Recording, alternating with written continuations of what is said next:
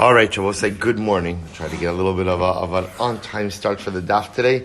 A lot to do. Baruch Hashem. I'm going to thank our Talmud Torah sponsors for the month of Tammuz, Adam and Yudit Benzev, for dedicating all the Shir and Drashos this month in honor of their children, Jake, Sarina, and Rosie, and to thank Chaim Lifshitz from Yerushalayim for dedicating the daf today in memory of his father, Jack Lifshitz, Chaim Yaakov ben Reb Tzvi. We hope that in the merit of our Talmud Torah, the Neshama will have an aliyah and the family a nechama. Well, so with that, let us begin. Today's daf is Ayin Beis 72. A lot to do today. We left off on Ayin Aleph Amud Beis 71b, and we left off.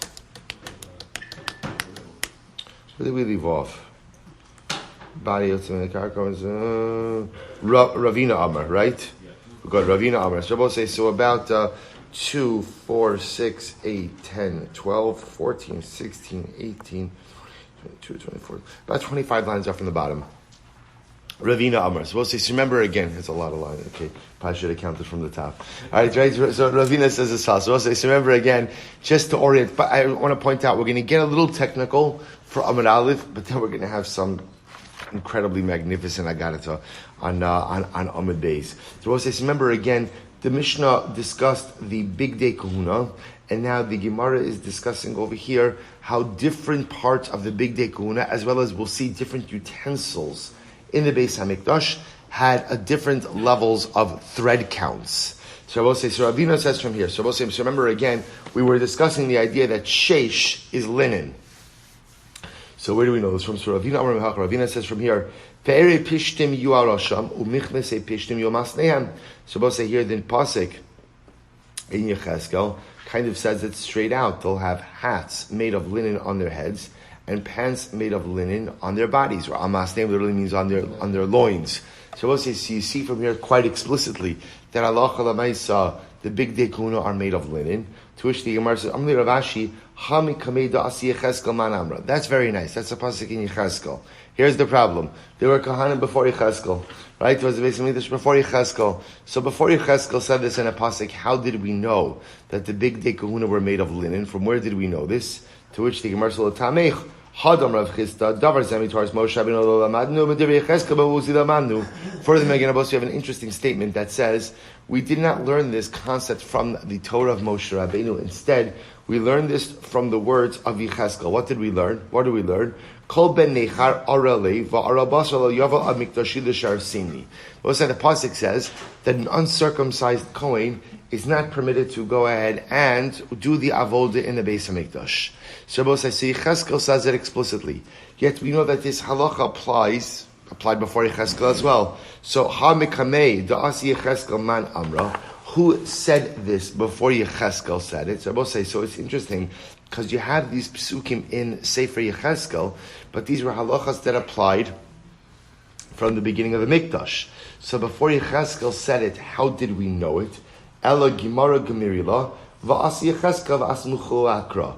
Rather, Rabbi say some of these things were part of the oral tradition, Torah Shabbat Peh, and Yecheskel was the first one who explicitly said it.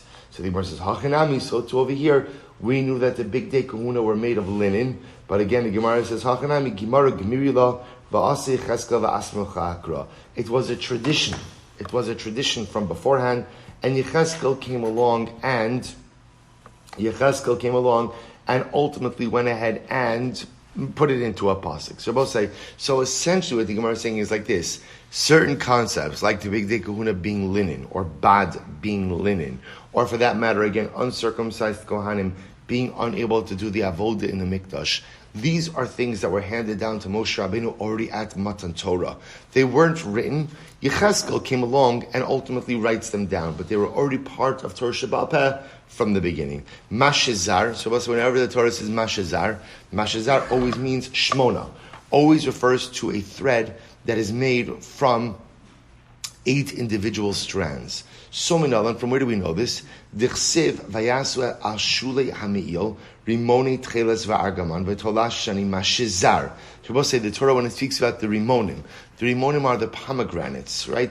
which were on the bottom of the clothing of the Kohen Gadol, of the Kohen, excuse me. So therefore the Torah, when it discusses ultimately again the Rimonim, calls them Shuli HaMe'il, puts them on the hem of the Me'il, Rimoni Tcheles, Va'agama, V'tola, Shani Mashizar, V'yolif, Mashizar Miparochas.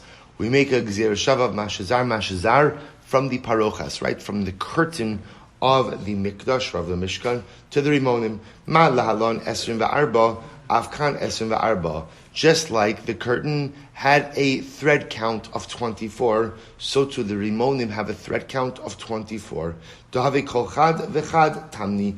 Each strand, or each thread was made up of 8 strands. I v'nelif michoshen ve'ephod. Why don't you learn out the Rimonim from the Choshen and the Ephod, right? The Choshen ultimately is the breastplate. The Ephod is the apron. Ma lahalon esrim ushmona, afkan esrim ushmona. Just like over there was a thread count of 28, so too over here there's a thread count of 28. Done in davar shelo ne'av. That's a suggestion. I shouldn't say that as a statement. That's a suggestion. Learn out the Rimonim from the Choshen and the Ephod. To which the Gemara says, Danin davar shelo ne'amar bo zahav, mi davar shelo ne'amar bo zahav. We want to learn out something which the word zahav, gold, is not written. It's not written Rimonim ultimately it's not written zahav by the Rimonim, and it's not written zahav by the Parochas. Lafuke choshen ve'ephod shenemra bahen zahav, as opposed to the Choshen and the Ephod, where zahav is written. Adrabah, I can say just the opposite. Donin beged mi beged. We shall learn out Rimonim, which is part of a beged, from Choshen and Ephod, which are part of the beged. Lafuke parochas to ohelhu, as opposed to learning out the Rimonim from the Parochas. The Parochas is not a beged; it's part of the structure. Elo donin me avneit. Rather, we're going to learn out ultimately again from the avneit. V'donin beged v'davar shelo ne'amar bo zahav. And we'll learn out the Rimonim from the Avneit, because both of them are beged, and gold is not written by them. Mi beged v'davar shelo ne'amar bo zahav, ve'in danin davar she'in bo zahav, mi davar sheyesh bo zahav. We won't learn out Rimonim from Choshen and Ephod, because Rimonim don't have gold, Choshen and Ephod do have gold. Rav Mari Amar ta'asenu ksiv. Rav Mari says, the pasuk says ta'asenu. Rashi says, by the Choshen, it says, so shall you make it. So the Gemara darshans like this, ta'asenu lezev lo la'acher, that the Choshen is made uniquely, nothing else resembles the Choshen, and therefore you can't learn out the thread count for the Rimonim from the Choshen. Rav Ashi Amar va'asisa ksiv, shiu kol asiyos shalos. Furthermore, again, the pasuk says va'asisa, by the Rimonim, telling me that again, ultimately, all the way you make the Rimonim must be the same. Behechi navid. So we'll say, how should you do this? So hechi navid tlasa da asara navid tlasa da asara. If you go ahead and you make 3 of the threads made, and you make them of a 10 strand count, havilu tlasin. Ultimately, it comes out to 30. Navid trade the tisha v'chad dasara. If you make 2 of them of 9 strands, 1 of them of 10 strands, amakra va'asisa. Torah says va'asisa shukol siyosav shavos. Therefore, I both say the Gemara therefore highlights the idea that the Rimonim themselves are learned out either from one of 2 possibilities, either from the Parochas, or if you want to learn out from another beged, the thread count is learned from the avneit, from the belt. Good. Mi'il shnei masar. So I will say the mi'il is made ultimately again, where every thread is made up of 12 strands, or 12, we'll call 12 strands, or 12 cords. So minalan, from where do we know this? Tichsev, vasisa es mi'il ha'ephod, top of ayin beis, kalil tcheles. So the pasuk says that the mi'il is made of kalil tcheles, literally means braided tcheles. So the Gemara says, v'yalav tcheles mi parochas, and we make a gzir shav of tcheles from the parochas, ma lahalon shisha, afkan shisha, just like over here, or just like over there by the parochas. Ultimately, again, it's 6 strands for each thread. Afkan shisha, so too over here, halacha lamaisa, it'll be 6 strands for each thread. V'neilav mishulya v'rimonim. Why not go ahead and learn it out from the hem and from the rimonim? Mala halon shmona afkan shmona, and say just like over there, it was 8 strands for each thread. So too over here. Donin kli mikli ve'in donin kli mitachshit kli. We will say we'd rather go ahead and learn out one kli from another kli, and not ultimately again learn out the kli from what we call a tachshit kli, a more ornamental or accessorized kli. Okay, adrabah, I can see just the opposite. Donin gufo mi gufo ve'in donin gufo me alma. Why not learn out the me'il itself? Ultimately, again, from another part of the me'il, and not go ahead and learn it from something separate and distinct. Hainu da'amin on the shar begadim shelo ne'emar bahen sheish. So ultimately, you're going to say that's what we meant before when we said that you can learn out from other begadim, which the Torah does not go ahead and use the word sheish. Like, for example, the me'il. Good. Paroches esim va'arba. The paroches, ultimately, again, each strand, each thread is made up of 24 strands. Dalid de shisa. So we'll say ultimately again, we have four strands, right? Literally four threads that are each made up of 6 different items. Because you also remember again, for certain items, as we're going to see over here, like by the paroches, you had a thread which was one thread was comprised of multiple things. For example, you could have wool and blue, you could have blue wool and red wool and gold, all of that mixed together to form one thread. So the Gemara says, paroches esrim va'arba. So the paroches, again, each thread was made up of 24 strands. So dalid de shisa, ultimately, again, 4 of them made up of 6 types of material each. So the Gemara says, lo dina velo daina. And this doesn't really require any more explanation because it's actually pretty explicit in the Torah itself. Choshen ve'ephod esrim u'shmona. Choshen and the ephod are made up of threads that have a 28 string count, or 28 strand count. Minalan, where do we know that from? Dechsiv va'asisa choshen mishpat ma'aseh choshev ki ma'aseh ephod ta'asenu. That ultimately, again, the Gemara says you shall go ahead and make the choshen and the ephod. Actually, you should make the choshen like the ephod. Zahav tcheles va'argaman v'tola'as shani v'sheish mashezar. So we'll say the Torah explicitly says all of the various items that go into each thread. Arba'ad the shisa. So we'll say, so you have ultimately, again, 4 threads that each are made up of 6 different items. Va'arba zav, 4 of them made of gold. Arba, so the Gemara says, I'm sorry, let me read that again. Arba the shisa. So you have 4 of them that are made up of 6 strands each. Esrin va'arba, that gives you a 24 strand count. The Gemara says zav arba, then another 4 strands made up of gold. Ha esrin v'tamnia, that gives you 28. Now we'll say that gives you the total number of strands that go into each thread. Ve'ema zav nami shisha. We'll say, but why not zav? Why don't we say that zav is made up of, that there are 6 strands of zav in every single thread, just like the other items mentioned? Amar Rav Acha bar Yaakov, Amar Kra, v'katzatz psilim. The pasuk says, you shall go ahead and cut the strands, psilim. It could have said psil, but instead it says psilim. Harekan dalid. Ultimately, again, that teaches me a minimum of 4. Rav Ashi Amar Kra, lasos besocha tchelis besocha argaman. You shall go ahead and do it inside of the tchelis or inside of the argaman. Heichi navid, what should you do? Navid arba. Na'avid arba de tray. If you make 4 threads made out of 2 strands each, havilu tamnia, that gives you 8.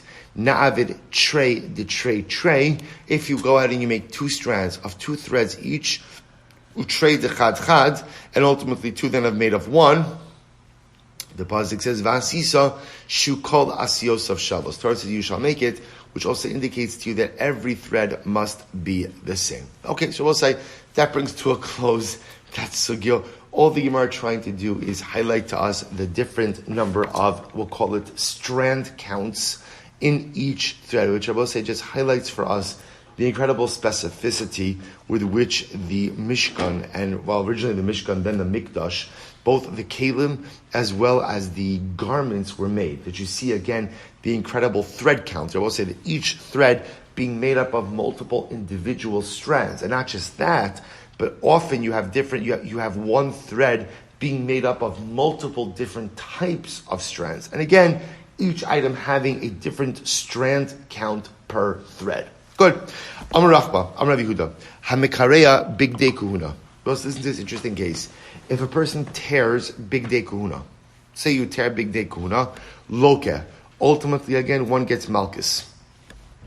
One gets malchus. So it's obviously talking about if one intentionally goes out and tears big day kahuna, one is subject to malchus. Shene Amar, the pasuk says, Kumara quotes over the pasuk, Lo yikareya. Literally again, it shall not be torn. Lo yikareya. So the Gemara says, Maskif la Ravacha bar Yaakov v'doma hachi kamar achmara. Maybe this is what the Torah is trying to say. Na'avid le safa ki hechid lo nikra. Maybe the Torah is saying that no, you should make a hem for the garment so that it should not get torn. In other words, maybe the Torah is not telling me that halacha lemaisa I'm not allowed to tear, but the Torah is telling me structure a hem for the garment so that it does not get torn. So the Gemara says, Miktziv shelo yikra. Does the Torah say so that it shall not be torn? In other words, we'll say the lashon is lo yikareya, you shall not tear it. And therefore, again, not lo yikra. So I will say, so the Torah is not telling me construct the garment in a way that it does not tear. The Torah is telling me don't tear big day kahuna. It's a lav. And if you tear big day kahuna, therefore what? Halach lamaisa, you will be chayiv. Amar Rabbi Lazar, hamaziach choshen me'ala ephod. But we'll say if somebody goes ahead and loosens, maziach actually, Rashi says over here it means loosens. Maziach usually means to move, but it's the same idea. In other words, that the choshen, also remember again, the way the choshen lies is you have the ephod, the apron. Remember, choshen is the breastplate, only worn by the Kohen Gadol, right? So remember again, that choshen is affixed to the ephod. You have an apron. The apron is like an interesting. It's kind of, if you could imagine, it's a backwards apron. Right? Imagine an apron, lahavdal, that you wear in the kitchen, right? So it has a front, it doesn't have a back. So the ephod of the Kohen Gadol is like flipped around. It has a back, but doesn't have a front. And what you have over here is that the choshen is affixed to the apron in two places. You have two chains that go up from the ephod, that go up from the choshen and attach to the shoulders of the ephod, and two chains that go to the side and attach on the sides of the ephod. The Torah says that halacha lemaisa, the ephod is not supposed to move. I'm sorry, the choshen, right? The choshen is supposed to be affixed to the ephod. We're going to see here. Let's read it. So the Gemara says, "Hamazia choshen me'alef." We'll say second wide line, ayin beis amud aleph. If one goes ahead and loosens the choshen from the ephod, v'hamasir badei aron. Similarly, again, if you go ahead and you remove the poles of the aron, loke, you get malchus. You get malchus. It's an Issa D'Oraisa. Shene Emar, because the pasuk says, "V'lo yizach hachoshen me'al ha'ephod." Both say pretty explicit. The Torah says the choshen shall not move off the ephod, and it also says "V'lo yasuru habadim." The poles should not be removed from the aron. So both say, "So maskef lo Ravacha bar Yaakov." Maybe the Torah means something else. V'dilma. Ki ka'amar achmana chadkinu va'avdinu shapir kadesh lo yizach v'lo yasuru. So what the Gemara says is like this. Maybe the pasuk is not telling me that I'm not allowed to move the choshen, or the pasuk is not telling me that I can't remove the poles, but rather what? The pasuk is telling me that you have to fix it firmly enough in place so that it doesn't fall out. In other words, they're both saying there are two ways to look at the pasuk. The way the Gemara was looking at the pasuk was, Torah is telling me, do not move the choshen. Do not remove the poles. It's a lav. It's a prohibition. The Gemara is suggesting maybe that's not what the Torah is saying. Maybe the Torah is saying is, when you fasten the ephod when you fasten the choshen to the ephod, fasten it tightly enough that it will not move. When you put the poles in the aron, fasten it tightly enough that it will not fall out. So it's not a prohibition on me doing something, but rather it's a construction detail, right? A construction detail or a placement detail, to which the Gemara says, and I both said the nafkamina would be if you end up moving the choshen, or if you end up going ahead and removing the poles. If you hold that it's an instruction, then you violated an Issa D'Oraisa. If you hold it's a construction detail, then you have not violated an Issa D'Oraisa. To which the Gemara says, Miksiv shelo yizach or shelo yasur. Both say, does the Torah say Shelo yizach. Does the Torah say, fasten the choshen to the ephod so that it won't move? Put the poles, fasten the poles to the Aron so that it won't move. That's not what the Torah says. The Torah says instead, lo yizach. Do not move the choshen from the ephod. Do not remove the poles from the Aron. It's an instruction. It's an instruction. It's an obligation on the individual, not simply a construction detail. Therefore, if one goes there and moves the choshen, or one removes the pole from the Aron, ultimately, again, they get malchus. Rabbi Yosef Rabbi Chanina, Rami Ksiv. What's Rabbi Yosef Rabbi Chanina? Contrast two psukim. On one hand, the pasuk says, "B'taba'os ha'aron yiyu abadim lo yasir meno." Both the Torah says that the poles of the Aron shall be in the rings. Remember, again, you had the ark, the Aron. There were rings on the side of the Aron, and the poles, right, the badim, were put inside of the poles. So on one hand, the pasuk says, the poles are inserted into the rings. You shall not remove the poles. Uksiv v'huva es badav b'tabaos. But yet then the pasuk says that you shall place the poles inside of the rings. So I will say, so again, look at Rashi for just a moment. Kskasav lo yasuru alma ein zazin mehen. So I will say, interestingly enough, what the Gemara is highlighting over here is as follows. That halacha l'maisa, when it says you'll put the poles in, you can't remove them, that sounds like the poles are unremovable. Then it says, v'huva bada b'tabaos, you'll put the poles into the ring. Well, if you're putting the poles into the ring, then what? Bepashus, you can take them out, which sounds like they are movable. So what's going on? Ha-ketzad, I will say this is fascinating. Ha-ketzad, misparkin ve'ein nishmatin. The sparking mishmatim, which means we'll say the poles were loose, but they could not come out. They were loose, but they could not come out. What does this mean? Take a look at Rashi. Misparkim ve'en nishmatin, berasheim hayu avim, vechichnis roshan echad bedochak betabas, ubeemtson hayadakin. Hilchach, though hayu nitchakin betabaos, ela misparkin v'holkin lekan lekan, ava inon nishmatin lotzeis mehen, lefishin of Rosh. I'm supposed to say this is really quite fascinating. The way the poles were made was like this. The ends were thick, and the middle was a bit thinner. So what would happen? In order to get it through the ring, what would you have to do? You'd have to apply a significant amount of force.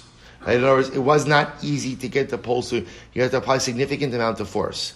Once you got them through the ring, what would happen? You'd be able to move them back and forth. But what could you not do? What couldn't you do? You couldn't remove it. Rabbi said, by the way, we saw this before, that the poles themselves were moved. If you remember again, where do we see this? Because remember again, when the Aron sat in the Kodesh HaKadoshim, so we'll say, what did they do with the poles? You remember? What did they do? They pushed the poles out so that the poles would extend into the curtain.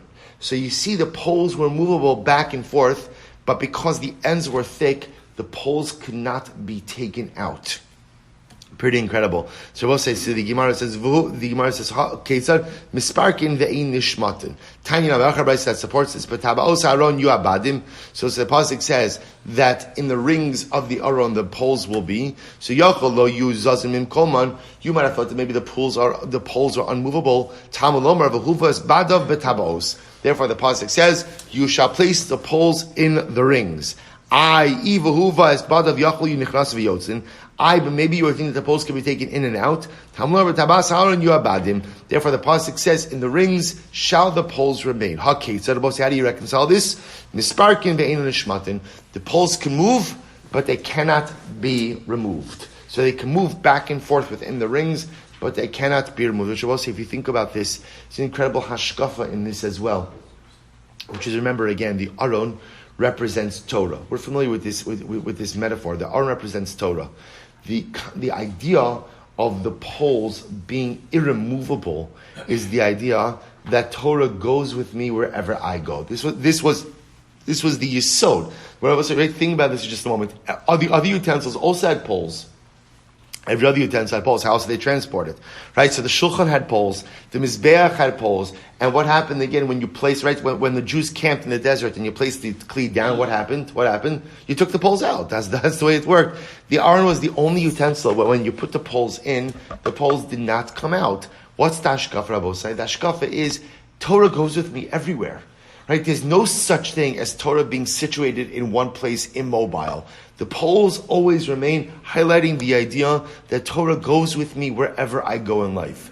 But interestingly enough, perhaps the poles being movable back and forth indicates that the way Torah manifests itself and the way I carry Torah and the way ultimately I apply Torah may be different in different situations. In other words, the carrying of the Torah is not always the same. Sometimes the poles are pushed this way, sometimes the poles are pushed that way. So the way you carry it, and sometimes even the way it's observed and the way it's applied, that may change a little bit from circumstance to circumstance.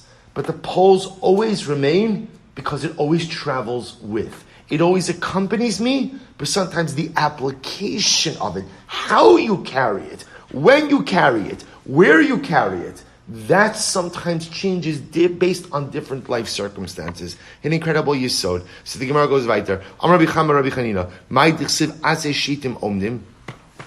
Shabbos said the pasuk says when talking about the krushim, the boards of the Mishkan, it says Atzei Shitim Omdin. Remember, the Mishkan, the boards of the Mishkan, the walls were made of acacia wood. Atzei Shitim. So the Torah says something very interesting. You have to make it of standing acacia wood. What does that mean, standing acacia wood? So the Gemara says, what do you mean Omdim? The Boss says this is very interesting. The Gemara says Atzei Shitim Omdim Derech Gidi Lasan.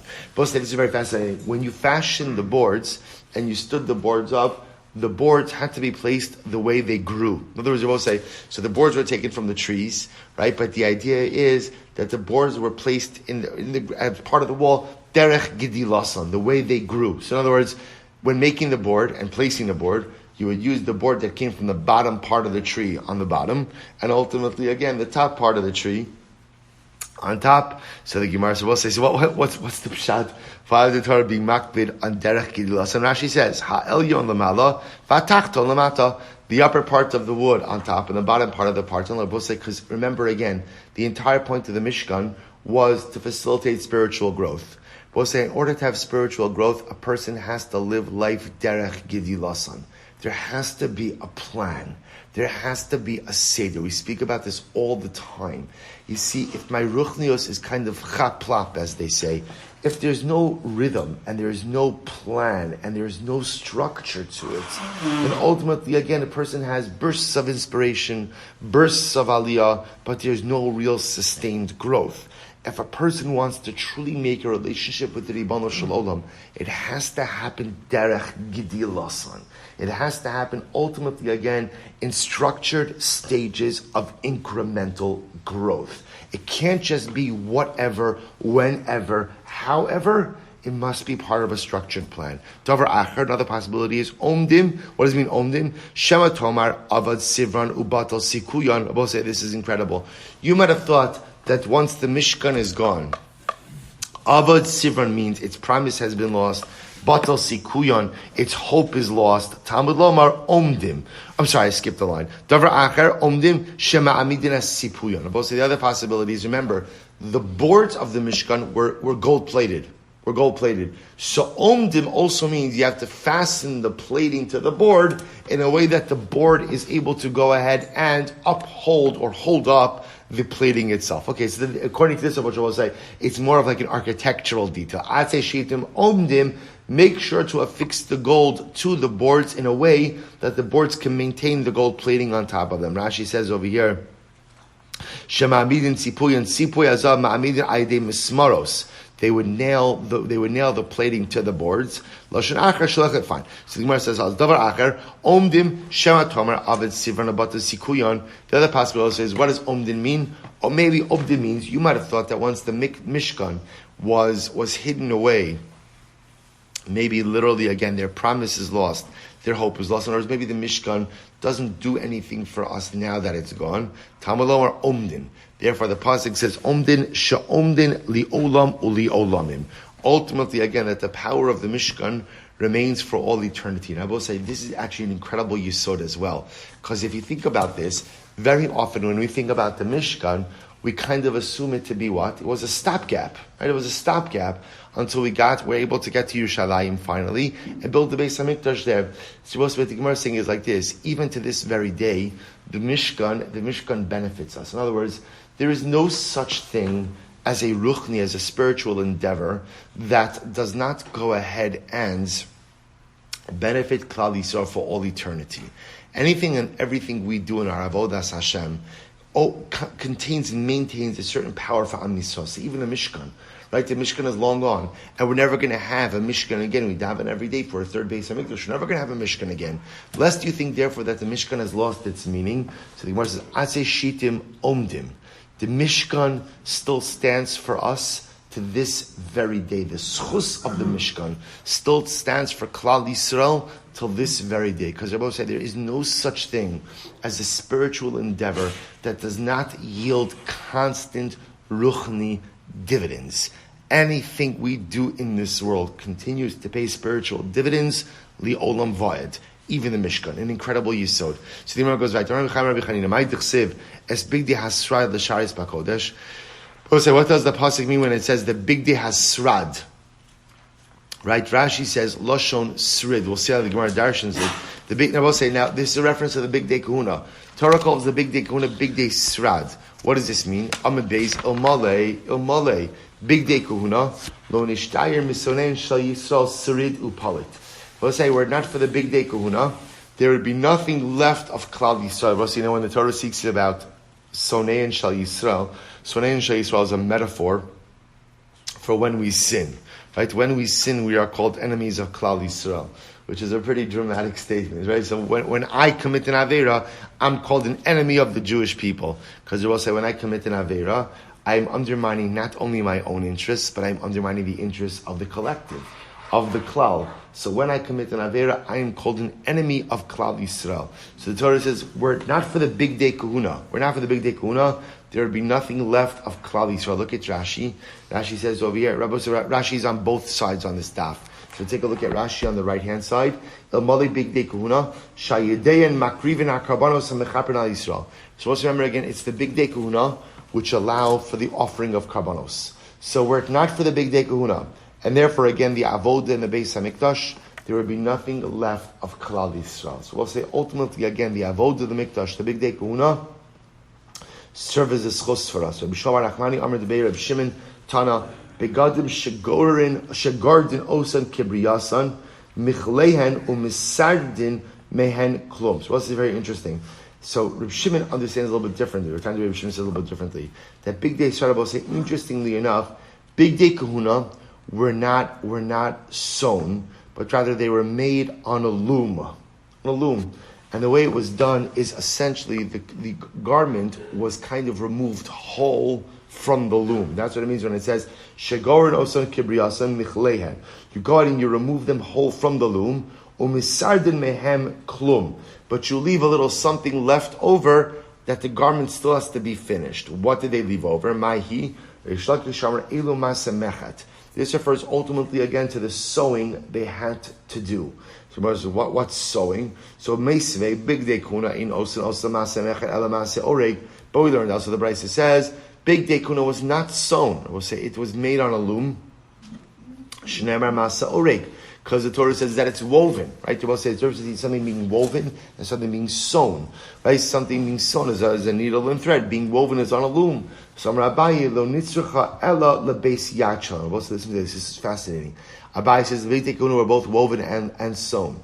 We're going to see, I will say that right now, essentially, I don't know what the technical term is for it, but the body of the garment. So let me illustrate this best, maybe with the kisonas, right? The tunic, right? So Rabbi says, if you could imagine, it's one big cylinder, right? It's one, right? So that was made on a loom that came off the loom. Then what happened? The sleeves were sewn. And then subsequently attached to the body of the me'il. So the Gemara says that's what it means. The sleeves themselves were sewn on. Kidisanya. Beis yad shel big day kahuna ne'ereges b'fnei atzma v'nitbekes im habeged. The sleeves of the big day kahuna were ultimately again woven on their own, right? Were sewn on their own, and then ultimately sewn onto the beged of the big day kahuna. Umagas ad pisas hayad. Rabbi said this is very interesting. The tailoring of the sleeves of the big day kahuna, will say the sleeves went until the palm, which is just interesting. because they're a little bit different than, right, I guess the way we tailor sleeves contemporarily, right, that you take it somewhere, I don't know, somewhere to the wrist. So the big day kahuna ultimately, again, went until the palm. So Amar Yehuda, we'll say, listen to how beautiful this is. Shalosh aronos asa Betzalel. We'll say, listen to how beautiful this Gemara is. Betzalel made 3 arons, 3 arcs. Now really what it means is, we're going to see, really means 3 boxes in the aron, right? That the aron abris, the ark itself, was comprised of 3 boxes. Hamtsoy shalitz, ultimately again a middle box made of wood. Tisha. Ultimately again, so the middle one was made of wood and had a height of 9 tfachim. Pinimi shal zahav, there was an inner box of gold. Ultimately shmona, it measured a height of 8 tfachim. Chitzon asara umashahu. The outer box, Rabbi Osai, was once again also made of gold, and it had a height of 10 tfachim and a little bit. So we'll say, so 3 boxes, gold outside, wood in the middle, gold on the inside, right? Measurements, outer one 10 tfachim high, the middle one 9 tfachim high, inner one 8 tfachim high. Where we learned, but we learned elsewhere that the outer box ultimately had a height of 11 tfachim and a little bit. Lo kasha, we'll say there's a machlokes. What's the machlokes? This is fascinating. Hakiman damar yesh ba'aviyav tefach, hakiman damar in ba'aviyav tefach. So we'll say, interestingly enough, halach l'maisa, there's a machlokes about the thickness of the floor of the bottom box. I should say of the outer box. Right? So as machlokes, one opinion says the floor of the outer box had a thickness of a tefach. Where I will say, if the floor of the bottom of the outer box has the thickness of a tefach, then what does that do to the height of the outer box? Pushes it up an additional tefach. So according to the opinion who says that the floor of the outer box had a tefach of thickness, then that pushes the height of the outer box up to 11 tefachim and a little bit. But according to the opinion who hold that the outer box, the floor did not have the thickness of a tefach, then halacha l'maisa, the height of the walls was only 10 tefachim and a little bit. I both say, just about these boxes, is actually a very beautiful idea. The Maggid of Mezrich says something truly beautiful, because obviously there must be a symbolism in this. Why 3 boxes? First of all, you could just make a golden aron, right? Why do you need 3 boxes? Gold, wood, gold. So we'll say it's quite beautiful. So the Maggid of Mezrich says so beautifully.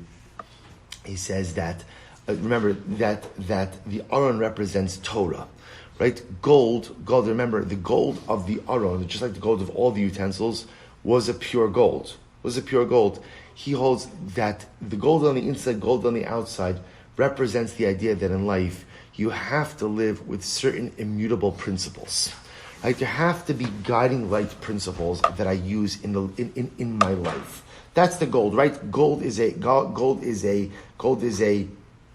at least from this perspective, like an immutable substance. It is what it is. The same gold today is the same gold tomorrow.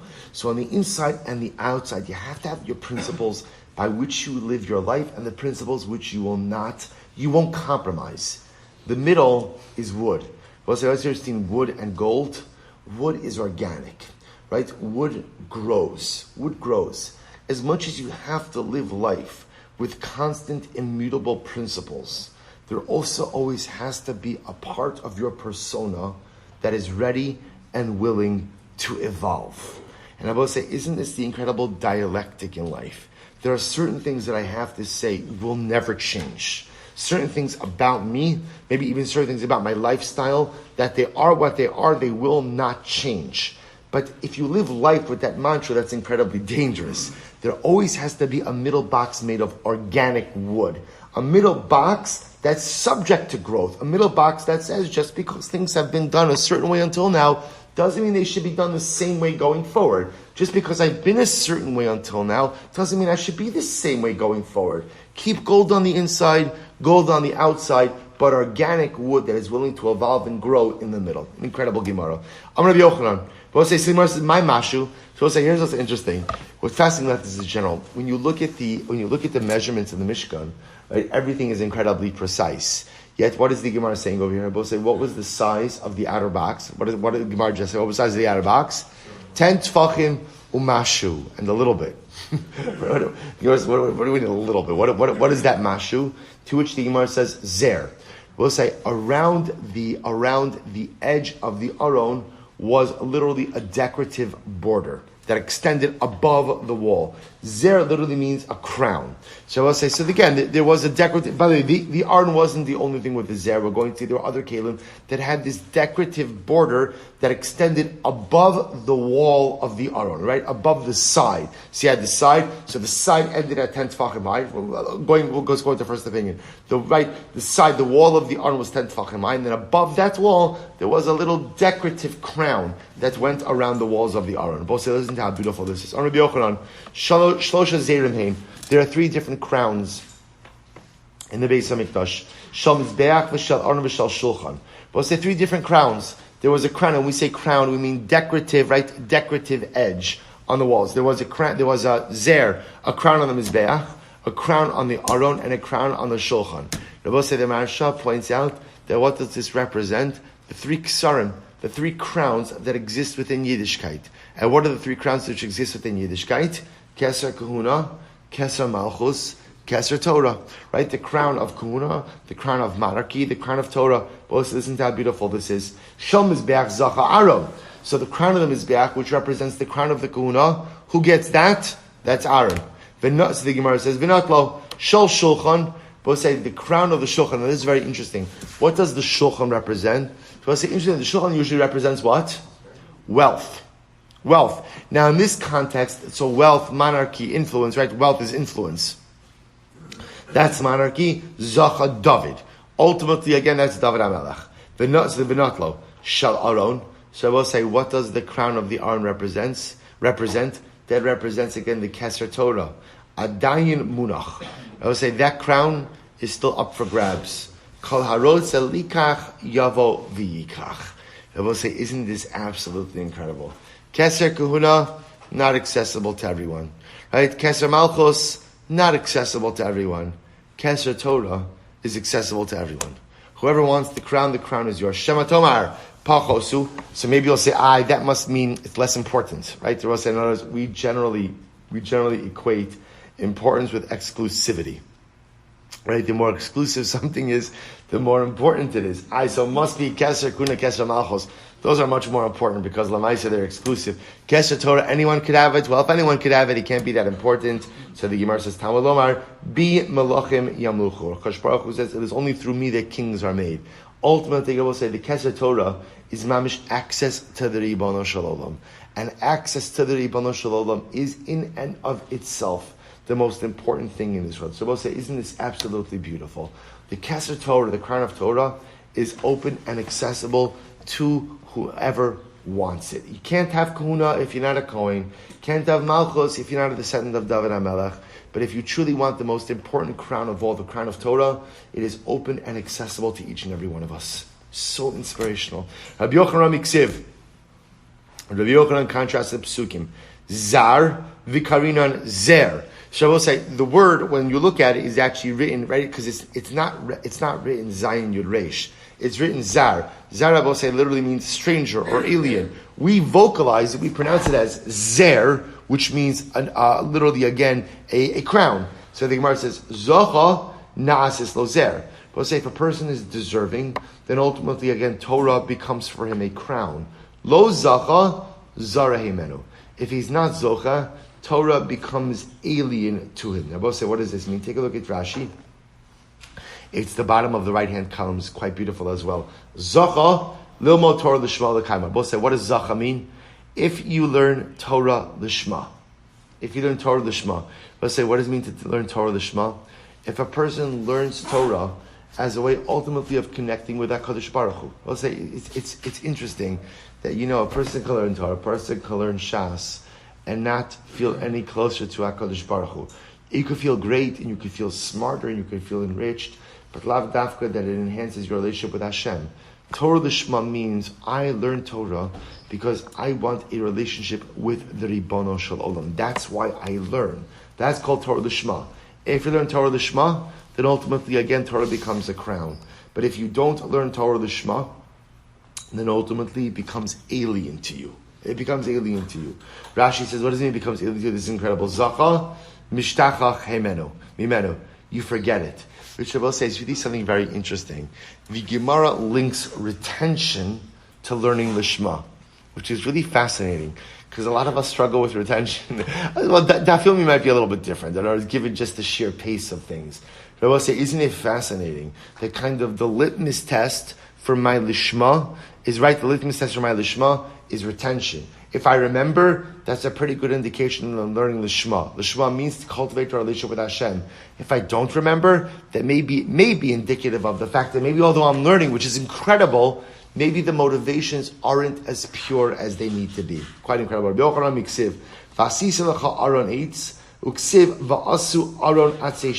we'll say interesting contrast of psukim. The pasuk says, "V'asisa lecha," you shall make for you an aron made of wood. The Rabbi say this pasuk makes it sound like what? That Moshe Rabbeinu has to make the aron himself. Uksiv, and then the pasuk says, "Va'asu aron atzei shitim." They will make an aron made of acacia wood. So who's making it? Is it Moshe or is it the people? Who's making it? To which the Gemara said, "Mikanu tam chacham shebnei iro mitzuvin la'asos lo malachtu." I will say from here we see that when a city has a Talmid Chacham who lives in its midst, the townspeople should take care of the Talmid Chacham so that his work is done for him, that he does not have to go ahead and engage in the work. He could devote himself exclusively to the learning of Torah. But take a look at Rashi. How do you see this? So Rashi says over here, "Mitzuvin lasos malachto sha'aron b'tchila hetila kasef hamalacha am Moshe v'achach hetila." So also see the idea being at first HaKadosh Baruch Hu places the construction of the Aron on Moshe, but then removes it and places it on the community, creating a model that if there is a true Talmid Chacham who lives within the community should see to the needs of the Talmid Chacham, so that Talmid Chacham is able to devote himself to Avodas Hashem, and the work gets done through the community. Well, I say it's interesting. No matter what, the work's got to get done. Right? There's always work to get done. The shaila just is, whose shoulders does it rest upon? So at least initially it rests upon the Talmid Chacham, but it's almost like an Eitzah Tova. The community wants the Talmid Chacham to fully self-actualize, because his self-actualization is the community's benefit as well. So the community therefore should remove the yoke of that responsibility of the labor, get the job done, so Talmid Chacham is able to focus on what he's truly meant to focus on. And I'll say beautiful Gemara. You shall coat the aron on the inside and outside with gold, because what says, such as we've seen before, 3 boxes. There's gold on the outside, gold on the inside. Amirava Abba said, this is beautiful. Kol Talmid Chacham she'ein tocho kibaro eino Talmid Chacham. Any Talmid Chacham, literally again, whose inside is not like his outside, is not a Talmid Chacham. So I said it's actually quite beautiful as well. The idea being the symbolism of gold inside and outside means that a Talmid Chacham who's supposed to represent Torah has to be genuine. Kind of go back to Reb Tzaddik as well. Has to be genuine. Gold on the inside, gold on the outside. So we'll say, but 1 second. What's the hole in this argument? What about the wood in the middle, right? It's not fully gold. But let's say, I think the Gemara is teaching us an incredible yisod. Never go ahead and confuse genuinity. I know I made it up, but I like it. Right? Genuinity with perfection. It's not the same thing. I could be genuine, but still be highly imperfect. Genuine just means that, we'll say, a lot of times you go through life, and there is the external me, and there is the internal me, right? The external me presents a particular image, but the internal me is someone dramatically different. The Gemara says, Chash Baruch Hu doesn't like that. Rosh doesn't need that, because again, Chash Baruch Hu knows who I really am. So you could project a face to the world, but if that's not really you, Chash Baruch Hu says, I'm not interested in that. The Talmid Chacham has to be Tochol Kibaro. Whatever you are on the outside, make sure that that's truly reflected on the inside. But it does not mean perfection. Chash Baruch Hu never asks for perfection.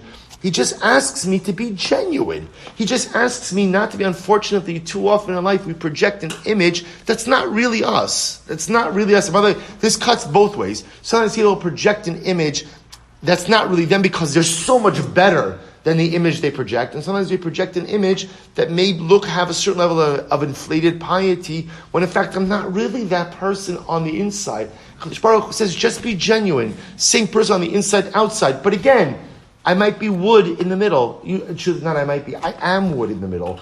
I'm filled with imperfections, right? I'm filled with maybe even a little bit of decay, maybe even a little bit of mold, maybe even a little bit of growth on it. I'm filled with all these things, but that doesn't detract from who I am. I'm a human being. So of course I have wood in the middle. Kadosh Baruch Hu's not telling me to get rid of my wood. Kadosh Baruch Hu's not telling me to get rid of my imperfection. Kadosh Baruch Hu's saying, acknowledge it, embrace it, but just be a genuine individual. We'll have to stop over here. So much more to say. I promised you, incredible Gemara. We'll pick up over here, Mir Hashem, tomorrow. I think tomorrow we're going to start at 5:45 with the Daf in Mir Hashem. So not up to tomorrow, we'll start at 5:45. Shkach